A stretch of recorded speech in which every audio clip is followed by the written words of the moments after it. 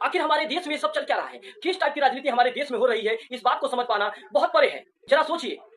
जो दूसरे राज्य के नेता हैं, चाहे अरविंद केजरीवाल जी हो, चाहे मनीष सिसोदिया जी हो, चाहे झारखंड के मुख्यमंत्री सबू सोरेन जी हो, उनको गलत केसों में फंसाकर उनको जेल में डाल दिया जाता है। केस में उनको फंसाया जाता है, इस बात की पुष्टि अदालत कर पाता है, ना वकील कर पाते हैं, ना जो विपक्ष कर पाता है, गलत आरोप में उनको फंसाकर जेल में डालता है। तो जरा सोचिए, जिस बात की जुर्म की पुष्टि ना अदालत कर पाता है, ना जिसने उस जुर्म के लिए आवाज उठाया हो वो कर पाता है, फिर भी के दूसरे राज्यों के नेता हैं उनको जेल में डाल दिया जाता है, तो गलत केसों में फंसाया जाता है, सोशल मीडिया पे उनके खिलाफ बातों को फैलाया जाता है ताकि उनकी छवि को खराब हो और उनकी सरकार गिर जाए।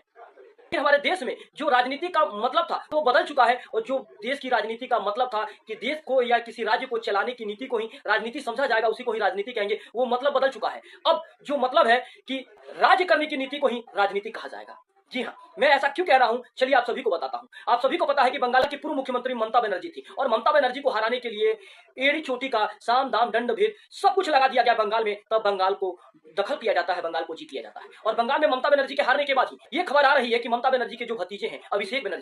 बनर्जी के घर पर ही कुछ गुंडे घुस जाते हैं, उनके साथ हाथापाई और मारपीट शुरू कर देते हैं, अभिषेक बनर्जी को बेरहमी से मारा जाता है। तो जरा सोचिए कि ये किस प्रकार की राजनीति है कि किसी दूसरे राज्यों के नेता को गलत आरोपों में फंसाकर उनको जेल में डाल दिया जाता है, और सोशल मीडिया के हैंडल पर उनके खिलाफ गलत वीडियो को चलाया जाता है, उनकी छवि को खराब करने का प्रयास किया जाता है। और दूसरी तरफ बंगाल में सोचिए, एक पूर्व मुख्यमंत्री का भतीजा अभिषेक बनर्जी को इतने बेरहमी के साथ उनके घर में घुसकर मारा जाता है। तो क्या देश की जो राजनीति है उसका बदल चुका है? देश में वही लोग राजनीति कर रहे हैं जो गुंडा हो, जिन्होंने गुंडों को पाल रखा है। आखिर जब देश में बड़े नेता का भतीजा और परिवार सुरक्षित नहीं है, जरा सोचिए आम आदमी अगर सरकार के खिलाफ, देश की सरकार के खिलाफ अगर आवाज उठाएगा तो सुरक्षित कैसे रहेगा? आप सभी को मैं दिखाता हूं अभिषेक बनर्जी का वो वीडियो जिसमें